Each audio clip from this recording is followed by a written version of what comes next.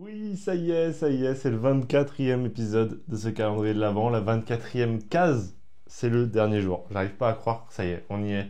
C'est la fin, une nouvelle fois, une nouvelle année. On a fait ces 24 cases, à peu près dans les temps, à peu près toutes. Mais en tout cas, on est le 24 décembre. Il ne me reste plus, moi, qu'à vous souhaiter de très belles fêtes. Voilà, j'espère que vous aurez des bouquins sous le sapin. Si c'est le cas, n'hésitez pas à le mettre dans les commentaires. Déjà, qu'est-ce que vous avez demandé? Qu'est-ce que vous avez reçu? Si jamais vous en avez déjà, ou si vous regardez cette vidéo plus tard. Ça me fait... J'ai une petite curiosité, quoi. J'ai envie de savoir. Non, je suis très heureux. Merci pour tous les retours de ces 23 autres vlogs. Ça fait extrêmement plaisir. Extrêmement plaisir. Pour fêter ça, je vous propose un petit concours dans la deuxième partie de cette vidéo pour gagner le bouquin qui est ma meilleure lecture de l'année. C'est évidemment le sujet de cette vidéo. Mais avant ça, j'ai choisi une question qui va être assez longue à répondre. Vous avez été deux ou trois à me la poser au cours du mois et bon bah ça valait quand même une longue vidéo pour y répondre. Et je me suis dit que c'était plutôt cool pour le 24 de faire une vidéo assez longue. On va répondre à la question qui m'avait d'abord été posée par Benoît Martins, qui me disait, il y a de ça quelques jours déjà, j'en profite pour une autre question. Que penses-tu des lauréats et des nommés des premiers First Print Awards? As-tu tout lu? Des titres t'intéressent-ils? Sinon. Donc je vous propose que catégorie par catégorie, on revienne sur les First Print Awards pour voir ce que moi j'aurais fait gagner, ce que j'ai aimé, ce que j'ai lu, ce que j'ai pas lu, ce qui me donne envie. Voilà, catégorie par catégorie. Moi, je pense que ça peut être très cool pour ce dernier épisode. On est parti. La première catégorie qui se jouait au First Print Awards, où j'ai malheureusement pas eu la chance d'aller, c'est le meilleur one-shot super-héros. Dans les nommés, on avait Batman First Night de Dan Jurgens, Mike Perkins, Defenders, plus aucune règle de Ali Wing et Javier Rodriguez, Doctor Strange Fall Sunrise de Tradd Moore. Alors, je vais faire dans l'ordre. Batman First Night, du coup, je l'ai lu. Defenders, je l'ai pas lu et il m'intéresse pas plus que ça. Doctor Strange Fall Sunrise, je l'ai pas lu et c'est une priorité. J'ai très très très envie de le lire et de découvrir Tradd Moore. Vraiment beaucoup. Il est dans ma wishlist, il est dans même ma liste de Noël. Voilà. Peut-être m'attend-il sous le sapin, je ne sais pas. Gods de Jonathan Hickman et Valerio Schiti, je l'ai lu. The Riddler année 1 de Paul Dano et Steven Subic, je l'ai lu également. Et Spine Spider-Man de Saladin Ahmed et Juan Ferreira, j'ai pas lu. M'intéresse, mais sans plus que ça, quoi. Donc, voilà. Donc, moi, j'ai lu du coup Batman First Night, Gods et The Riddler. Euh, je pense que celui que j'ai préféré, c'est Batman First Night de Dan Jurgens, mais je vois que c'est The Riddler qui a gagné. The Riddler année 1 qui a gagné. Et je suis plutôt d'accord avec le choix. Parce qu'il est un peu plus ambitieux, parce que il y en a, bon, déjà, il a été encore plus apprécié. Euh, il invente quelque chose, une narration qui est un peu plus particulière que First Night, qui est un Elseworld un peu comme un autre. Donc je comprends le choix, totalement. C'était plutôt une bonne lecture avec notamment Paul Dano en plus en co-scénariste. Ça valait carrément le coup de s'attarder là-dessus, donc très sympa comme one shot, évidemment que je vous le conseille. La meilleure série de super-héros, c'est compliqué, hein. Parce qu'il y a Hellboy tome 19, évidemment de Mike Mignola. Poison Ivy tome 3, J. Willow Wilson. Transformers tome 1, Daniel Ryan Johnson. Ultimate Spider-Man dans l'Ultimate Universe de Jonathan Hickman et Eke Keto, évidemment. Wonder Woman hors la loi de Tom King et Daniel Sampere. Et X-Men Red de Ali Wing. J'ai pas lu Hellboy tome 19, évidemment. Poison Ivy et X-Men Red non plus. Par contre, parmi Transformers, Ultimate Spider-Man et Wonder Woman, c'est clair que c'est Ultimate Spider-Man pour moi. Moi, c'est clair que c'est ma série de super-héros du moment, hein. C'était, mais loin devant. Transformers tome 1 était très cool. Bon, le tome 2, je vous en parlerai plus tard. Il est dans mes lectures là actuellement. Enfin, je l'ai lu. Un peu moins bon selon moi. Et Wonder Woman, j'ai vraiment pas aimé. Pour le coup, j'ai lu 1 et 2. Et j'ai pas aimé pareil. Faudra que je vous en parle. Donc, mais vraiment pas fan. Mais pourtant, c'est quand même ça qui a gagné. C'est quand même Wonder Woman hors la loi qui gagne. Écoutez, Ma foi, Tom King gagne quelque chose, moi je suis content, mais il gagne pas sur, pour moi, son meilleur travail. Mais bon, c'est pas grave, c'est pas grave. Son meilleur travail d'ailleurs, quand on sait parler. Meilleur one-shot indé, ah bah pour le coup, je les ai tous lus. Ah, alors là, pour le coup, comme quoi, ça, hein, mes lectures sont beaucoup plus là-dedans. Avec au-dedans de Will McPhail, Dawn Runner de Ramvi, The Good Agent de Pornsack Pitched Shot, Là où gisait le corps de Waker Phillips, It's Lonely at the Center of the Earth de Zoe Thorogood, L'œil d'Odin de Joshua Dysart. Bon, je les ai tous kiffés. L'œil d'Odin un peu moins peut-être, mais les autres, là où gisait le corps, je ne l'ai pas mis dans le top. Il aurait pu y être. Il aurait pu y être dans ce top. Et les quatre autres sont dans le top. It's Lonely at the Center of the Earth. C'est génial. The Good Asian, exceptionnel, je vous le conseille évidemment. Dawn Runner, au-dedans. On en parle dans quelques minutes. Moi, j'aurais voté au-dedans. J'aurais voté au-dedans, évidemment, pour toutes les raisons que je vous évoquerai un peu plus tard. Mais c'est The Good Asian, évidemment, qui a gagné de Pornsack Pitched Shot. Et c'est pas choquant. C'est pas choquant. C'est un titre qui va marquer les esprits, qui en plus est en projet d'adaptation, etc. Donc c'est une très grosse sortie cette année, très grosse prise pour Comics Initiative. Donc très content pour eux qui chopent un prix. Maintenant vous me demandez, je mettrai au-dedans premier dans toutes les catégories. Donc évidemment je ne suis pas satisfait de ce résultat. En série 1D, j'en ai lu 3, j'en ai pas lu les 3 autres. J'ai pas lu Bird King, alors ça je sais, pareil, qu'on en a beaucoup parlé. Bird King, ça a été une grosse sortie pour les humanoïdes. Et il faut que je lise, Bird King. Il faut que je me le rajoute d'ailleurs sur la wishlist. Phantom Road, alors Phantom Road, j'étais en mode, je m'en fous total. Jeff Lemire, Gabriel Walta, franchement je m'en foutais. Et Mills en a parlé dans le live de l'avant chez Julien Nico, il y a de ça 2 jours. Et il m'a donné le goût, ce bâtard. Il l'a mis dans sa lecture de l'année. Et il m'a donné envie d'y aller, ce bâtard. Et pareil pour Shaolin Cowboy, qui avait son tome 4 ici, chez Futuropolis de Jeff Darrow. Pareil, ça me donne trop envie. Donc là, les 3 séries indé que j'ai pas lues se retrouvent dans la wishlist, évidemment. Sinon, on avait Les Affamés du Crépuscule de J. Willow Wilson, qui est sorti chez Delcourt, Sacrifice tome 1 de Rick Remender et Kaiju Max tome 3 de Zander Cannon. J'avais bien aimé Kaiju Max. J'avais bien aimé. Maintenant, j'ai pas. Enfin, en soi, j'ai pas lu le tome 3, hein. Je vous dis que je l'ai lu, mais j'ai lu 1 et 2, donc je sais à peu près ce que vaut la série. C'est très particulier, mais ça peut plaire. C'est très indé, quoi.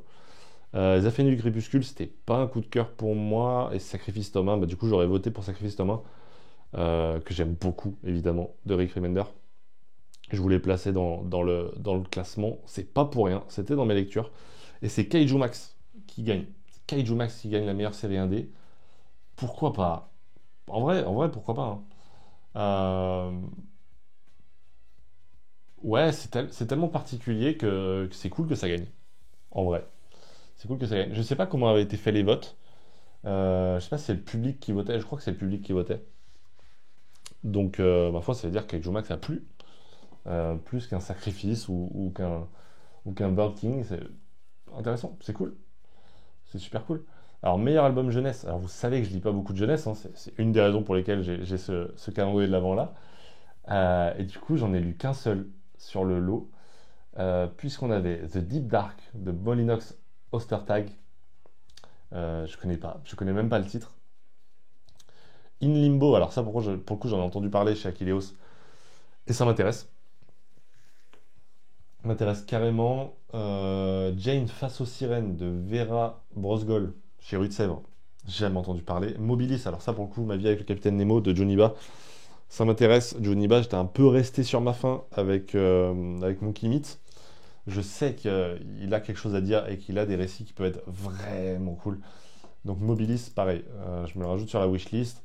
Retour à Neverland, par contre, ça a beau être du Tom Taylor, ça m'intéresse pas plus que ça. Et c'est Friday qui a gagné, ça me choque pas du tout. Pour le coup, j'ai lu Friday. Et Moi, c'est pas le Brubaker que j'aime le plus, mais en même temps, c'est un Brubaker voilà, qui se redécouvre, qui se revisite, avec de nouveaux enjeux, etc. Je sais que pareil, Mills, c'est un de ses coups de cœur, il a adoré Friday. Il le mettait peut-être en lecture de l'année carrément. Pourquoi pas? Pourquoi pas? Moi j'en suis. Pour le coup, j'ai que les deux premiers tomes. Ouais, j'ai que les deux premiers tomes.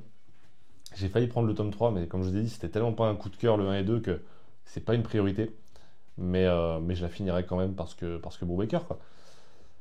Pour le prix, Claude Vistel, c'est les comics de patrimoine. Alors là, pour le coup, je fais totalement confiance à First Print pour ça, mais on avait Den 2 de Richard Corben, pardon. Bon, ok. Faudrait que je lise du Richard Corben un jour, mais ok. Garson, les autrices oubliées des années folles, Trina Robbins. Bon, rien que parce que c'est Trina Robbins, c'est effectivement patrimoine. Le Hellboy, 30e anniversaire de Mike Mignola, que j'ai lu évidemment, 2 fois. Howard le Canard, fameuse intégrale avec Steve Gerber et Gene Colan. The Vault of Horror, tome 1 chez Achilleos, et Zorro la légende d'Alex Stott. Ce qui me fait le plus envie, moi, dans le lot, ça serait Zorro la légende. Je pense, sans l'avoir lu, que j'aurais voté pour Garson. Parce que de tout ce qu'il y a, c'est celui qui me semble le plus important vis-à-vis du patrimoine. Hellboy, c'est très cool, c'est très cool. Moi, de toute façon, vous savez à quel point j'aime la série Hellboy. L'édition 30e anniversaire, c'est très cool, mais on n'est pas sur du patrimoine parce que les autres éditions sont encore là, parce que ça vient chercher des petits textes à droite à gauche, effectivement, mais ça n'a pas l'importance que a l'air d'avoir un récit comme Garson. Et effectivement, c'est ça qui gagne chez Bliss. Félicitations à eux, c'est une très belle initiative. Voilà, donc complètement d'accord. Prix des libraires. Alors là, prix des libraires et prix du public, les deux derniers, c'est les catégories qui m'intéressent le plus. Je me suis pas spoilé sur ce qui a gagné. Alors, il y avait Au-dedans, évidemment, chez 404. Pour le prix des libraires, pardon. Big Game, ok. Big Game de Marc Millar, qui est là. Dawn Runner de Ramvi. Doctor Strange Fall Sunrise, Tradd Moore, évidemment chez Panini. 8 Billion Jennies, toujours chez Panini, de Charles Soule, qu'on a lu ici évidemment. Friday Tome 3, It's Lonely at the Center of the Earth, ok, c'est des titres qu'on a déjà vus. La Maison des Impies, Brubaker Phillips, ok. Que j'ai pas lu, qui est dans la pile à lire, bordel, faut que je le lise. Sacrifice Tome 1 de Remender, Fiumara, chez Urban, le retour. Et Transformers Tome 1, Daniel Warren Johnson. Ok, bon, évidemment que j'aurais voté pour eux dedans. Mais au-delà de ça, il y a des titres. Qu'est-ce que ça fout là, quoi? Qu'est-ce que ça fout là? Euh, Big Game. Putain, allez foutre Big Game là-dedans. Waouh. Ok. Dawn Runner, moi j'ai adoré. Je le mettrai pas du tout en lecture de l'année. Un Doctor Strange for Sunrise, ça me choquerait pas qu'il ait chopé le prix des libraires. Parce que Tradd Moore, il apporte vraiment quelque chose aujourd'hui à l'industrie du comics. 8 Billion Jennies, vous savez que j'ai adoré. Je l'ai pas mis dans le top parce que pour moi, c'est pas fini. Pour moi, il y a d'autres trucs à raconter dans cette histoire. J'ai un sentiment d'inachevé. J'ai un peu de sel dans la bouche. It's Lonely, ça pourrait choper aussi. It's Lonely at the Center of the Earth, je sais que ça a plus été apprécié chez les pros que chez le public. Ok. Et qui a gagné? Au-dedans. Let's go. Let's go, les libraires ont des goûts. Les libraires ont du goût. Ok, au-dedans qui chope un prix quand même. Ah putain, j'aurais été un peu en PLS. Trop cool. Trop cool, trop cool. Et bah, incroyable. Merci les libraires. Évidemment au-dedans. Le prix du public. Prix du public. Tiens, on retrouve 2 404 à la suite. Âme augmentée et au-dedans. C'est vrai que j'ai pas mis Âme augmentée dans le top. Il aurait complètement eu sa place aussi, mais bon, fallait en choisir 24. Hein. De Ezra Clayton Daniels, évidemment. Bird King fait son retour ici. Dawn Runner, The Good Asian, It's Lonely at the Center of the Earth, L'œil d'Odin, Le dernier festin de Robin, Sacrifice Tome 1, Transformers Tome 1. Ok, bon, je vais pas revenir sur ceux que j'ai déjà dit. Âme augmentée, c'est génial, vraiment, lisez Âme augmentée. passer au-delà des dessins pour découvrir une vraie belle lecture. Le dernier festin de Robin, bon bah il est temps pour moi les amis, hein, putain, la transition est parfaite de vous annoncer que c'était le titre qui était à la 25e place de ce classement, qui était 24e jusqu'à ce que je lise, je sais plus quel titre qui est venu le détrôner. Ah c'était Somna, qui est venu détrôner Dernier festin de Robin. Donc voilà, c'était lui, le fameux titre publié chez Urban, en grand format, et d'un grand auteur qu'est Ramvi, évidemment, avec Philippe et Andrade, hein, le duo qui nous avait servi toutes les morts de Laila Star, qui était revenu pour les derniers festins de Robin, et c'est vraiment génial, le dernier festin de Robin, 25e de mon classement. Bah écoutez, au-dedans, chope 2 titres, vas-y.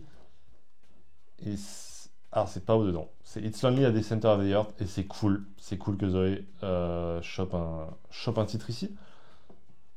Ouais, alors pour le coup, j'aurais pas misé sur le public pour voter pour It's Lonely, tu vois. Je pensais que le public, moi, aurait plus voté pour. Ah putain, en vrai, je sais pas, hein. Peut-être pour eux dedans, en vrai. Peut-être que j'aurais. Je sais qu'il a été vraiment apprécié, mais ok. Ok, ok, trop bien. Ça, c'est vraiment. Il n'y a pas de titre qui s'est vraiment dégagé du lot en chopant plusieurs prix et tout. Ok. Je sais pas si vous avez regardé les First Plate Awards, je sais qu'ils ont mis des rediffs. Ça me tente bien, moi je pense que je vais aller regarder ça du coup maintenant que je me suis pas spoilé. Bon, écoutez, on passe à la deuxième partie de cette vidéo en parlant, du coup vous l'avez bien compris, hein, de ma lecture de l'année. Aucun suspense pour personne. Évidemment que ma lecture de l'année, les amis, c'est Au-dedans de Will McPhail, publié chez 404 Comics. Qu'est-ce que c'est que Au-dedans? Alors déjà, sachez, évidemment que si vous l'avez pas lu, vous allez pouvoir le gagner. Pour ça, c'est très simple. Il faut être abonné à la chaîne, laisser un commentaire. J'allais vous dire, si vous arrivez à laisser un like, ça demande juste un clic. Juste un clic. Je ne peux pas vérifier si vous avez liké. Donc je ne peux pas le mettre dans les critères pour faire gagner quelqu'un. Mais ce serait cool. Franchement, ce serait cool que je vois que cette vidéo soit un peu plus likée que les autres et tout. Parce que vous voulez participer au concours, parce que c'est cool de faire gagner des choses. Vous gagnerez donc au-dedans en commentant, tout simplement en disant que vous voulez participer. Parce que je sais qu'il y a des gens qui l'ont. N'hésitez pas à commenter quand même la vidéo, mais juste en mettant que vous ne le voulez pas de votre côté. Si jamais vous ne voulez pas en double et que vous voulez le faire gagner à quelqu'un d'autre. Voilà. En tout cas, juste commentez que vous voulez participer. On passe pas par Instagram, on passe pas par tout ça. Je sais que c'est ici que vous êtes depuis un mois, tous les jours, à regarder les vidéos. C'est ici qu'on va gagner le bouquin. Donc, au-dedans, voilà, à gagner, tout simplement au concours. Ça me fait très plaisir de vous faire gagner et de vous faire découvrir. Qu'est-ce que c'est que Au-dedans? Si jamais vous ne connaissez pas, on va suivre l'histoire de Nick. Nick, c'est un jeune homme qui a une vie, somme toute, très banale, voire un peu ennuyante, en vérité. Il travaille dans un petit journal, il se fait un peu chier. Il se fait tellement chier qu'il prend il prend la pause dans des bars, dans des cafés, dans des lieux comme ça. Il sent bien qu'il y a un vide quelque part en lui. Jusqu'au jour où il va rencontrer Ren. Ren qui est une médecin que Nick va rencontrer dans des circonstances un peu particulières. Puisque c'est une oncologue.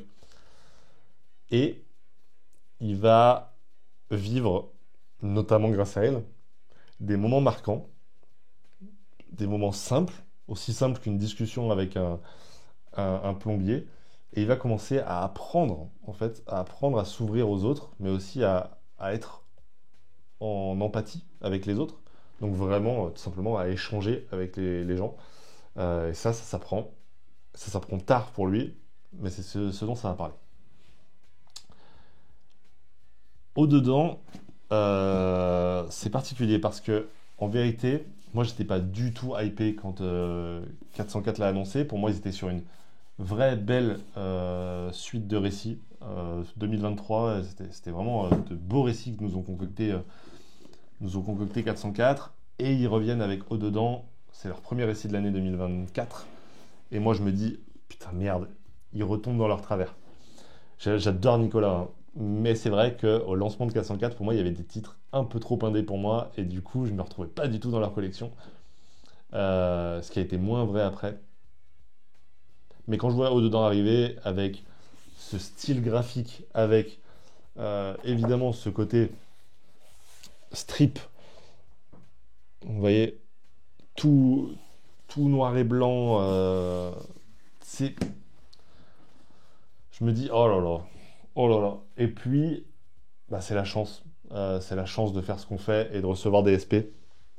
404 m'envoie tous les SP de ce qui sort, dont au-dedans. Donc quand je le vois, je me dis, bon bah écoutez, on l'a reçu, on va laisser sa chance. Et clairement, je ne l'aurais peut-être pas lu si je ne l'avais pas reçu. Alors évidemment, il y a eu plein de critiques positives après, donc j'y serais peut-être allé plus tard, mais sur le moment, franchement, je me dis, bah c'est pas pour moi quoi. Maintenant, avant de vous dire ce que j'ai ressenti, il faut que je vous parle un tout petit peu de moi. Depuis, bah maintenant ça va faire, ouais, ça fait plus de 2 ans, je fais de la méditation. Alors, pas de la méditation en mode ésotérique, etc., me connecter à des esprits, tout ça, c'est pas du tout moi.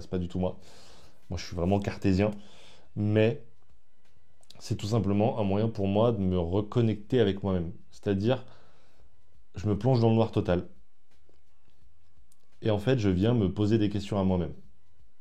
Il faut arriver à faire le vide. Il faut que j'enlève en fait couche par couche le néophyte. Il faut que j'enlève Emric le surveillant. Il faut que j'enlève Emric le fils, Emric le frère, Emric le pote, etc. Toutes les couches comme ça de construction sociale pour arriver avec bah, vraiment moi-même. Et en fait, je me pose des questions. Mais ça peut être des questions hyper profondes sur le sens de la vie, sur ce que je veux faire plus tard, sur est-ce que je suis heureux, sur des trucs comme ça, évidemment. Mais ça peut être des questions très cons, type bon, écoute Emery, c'est quoi ton film préféré? Tu vois? Pas la réponse qu'on attend de toi, pas la réponse que tu donnes depuis 15 ans. Est-ce qu'il y a vraiment un film qui te touche plus que celui que tu cites tout le temps, mais parce que si, ça, tu veux pas le dire, etc. Et du coup, je sais que personne ne peut me juger dans cette discussion-là, parce que personne n'en est témoin, c'est juste moi avec moi.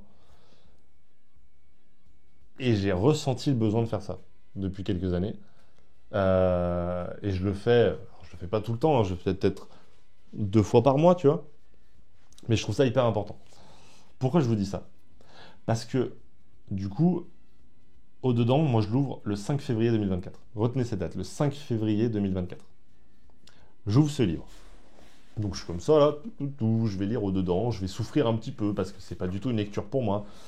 Alors je commence comme ça, au-dedans, d'accord, nanana, écrit par Will McFly, je sais pas qui est ce gars, ok. Qu'est-ce que ça nous dit? Enfant, j'allais à la vague, un parc aquatique qui portait bien son nom, même si je me fichais bien des vagues. Moi, j'aimais surtout les toboggans, en particulier celui qu'on surnommait le saladier. De prime abord, rien ne le distinguait de ses congénères tubulaires. Mais arrivé en bas, on se retrouvait projeté dans une énorme structure en forme de bol percé au fond. C'était exactement le même principe que ces machines à tourbillons pour pièces. Sauf que c'était moi à la pièce. Un petit centime de garçon. Bon, déjà, c'est très joli. Si je l'aimais tant, c'est parce qu'au beau milieu de ce bouillon chaotique d'hormones adolescentes, le saladier m'offrait un bref instant de répit où je pouvais être à nouveau moi-même. Quelques secondes où je n'avais pas à jouer de rôle. Je crois que je n'ai jamais été aussi heureux que dans ce saladier. Et vous voyez, je vous parle de méditation, de se retrouver seul avec soi-même. Je lis ça, les amis. Je vous jure sur ce que j'ai de plus cher. En lisant les 2 premières pages de ce bouquin, le 5 février, je savais déjà que le 24 décembre, je serai en train de vous en parler dans le calendrier de l'Avent en top 1. Je savais déjà à quel point j'allais être connecté au personnage et à quel point le bouquin allait me faire mal. C'était une évidence totale. On était au 2e mois de l'année, au tout début, et je savais déjà que ça allait être ma lecture de l'année. Qu'il n'y a rien qui allait taper aussi fort que ça. En 2 pages. Alors la vraie raison de pourquoi au-dedans il est là, pourquoi il est dans ce top 1, c'est parce que j'aurais pu ou j'aurais dû écrire au-dedans. Ça serait pas écrit Will McFly, ça serait écrit le néophyte. Ou Emmerich. Alors évidemment, j'ai pas le talent de Will McPhail du tout. Ça aurait été un flop total. Mais j'aurais pu l'écrire. En fait, Nick, qui est un personnage assez détestable en vérité, j'ai retrouvé en lui non pas la personne que je suis, mais la personne que j'aurais pu être. Un autre Néo. D'un multivers qui se serait créé au moment où j'aurais fait un autre choix. Il y a des moments dans la vie, on fait des choix, on fait des rencontres. Et ça nous construit, ça nous donne un autre sens à la vie, à l'ouverture aux autres, etc. Lui, il faudra qu'il attende Ren, cette fameuse femme dont je vous parle. Moi, ça a été des potes, ça a été une femme aussi. Ça a été des gens comme ça ouais, qui m'ont sorti de ce truc-là, de ces pensées-là. Mais il y a un monde où au-dedans, on racontait mon histoire. Je le ressens, ce truc de chaque interaction est une sorte de pièce de théâtre où tu dois absolument pas oublier ton texte, où tu dois dire exactement ce qui est attendu, où tu vas faire ton small talk, pas intéressant pour le moins du monde, mais parce que c'est comme ça que fonctionne la société et que tu te conformes au code. Tu dois dire précisément ce qu'on attend que tu dises. Et aujourd'hui, c'est un jeu pour moi d'essayer de faire ça. Et alors, je vous adore, évidemment, vous le savez.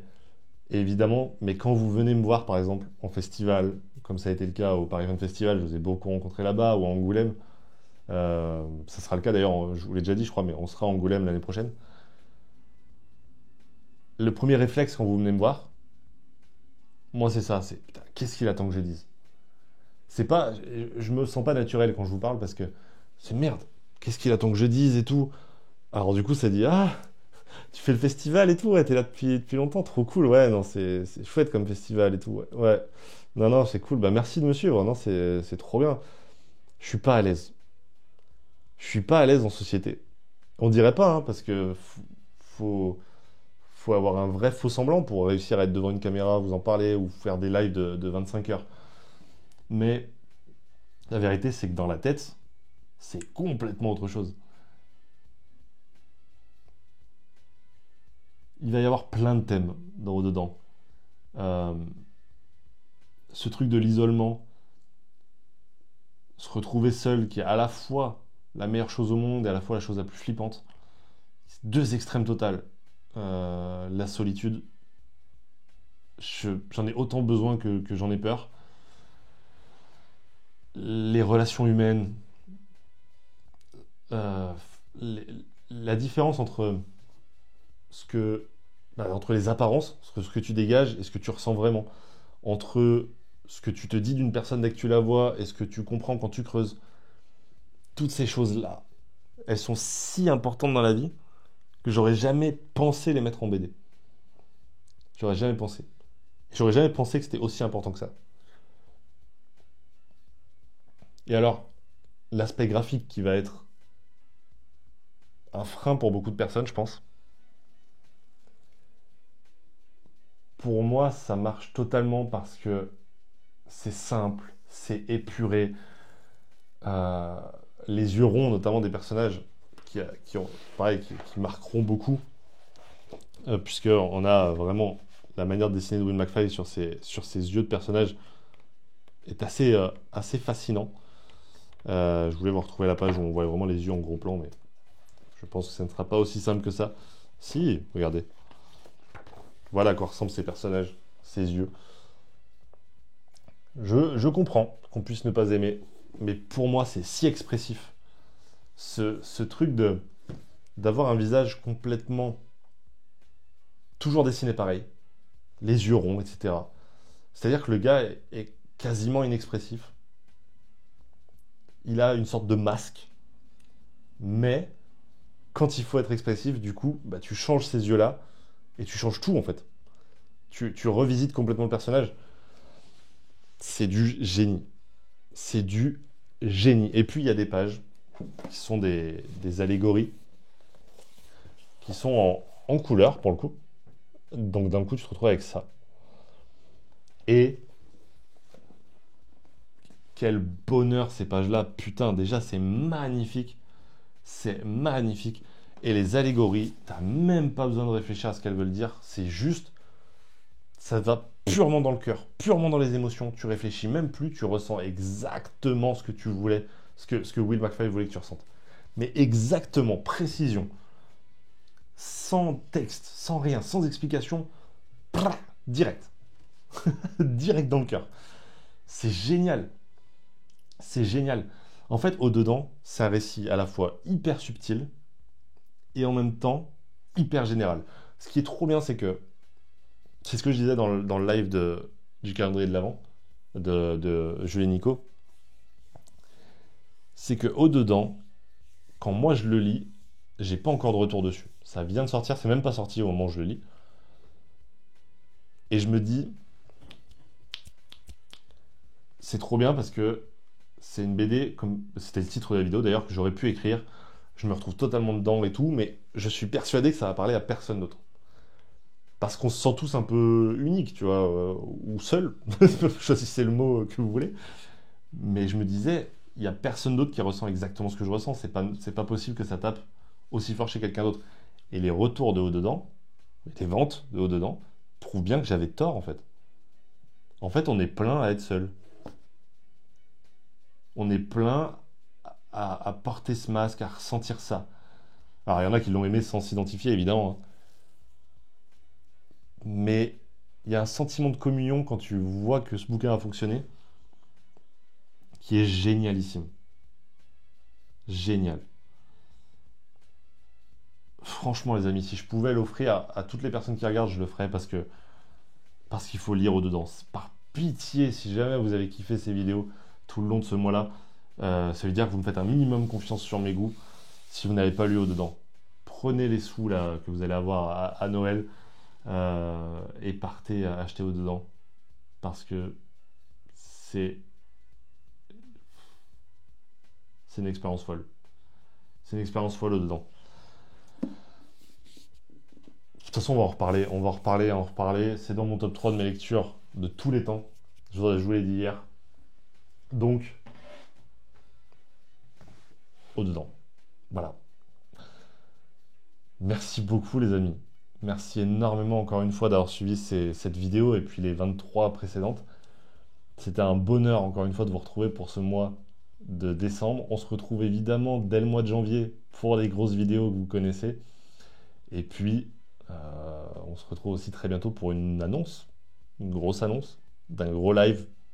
Je vous en dis pas plus. Vous vous doutez bien ce qui se trame. On se retrouve pas demain pour une nouvelle vidéo. Je vous souhaite une bonne journée. Prenez soin de vos proches. Bonne fête tout le monde. Et ciao.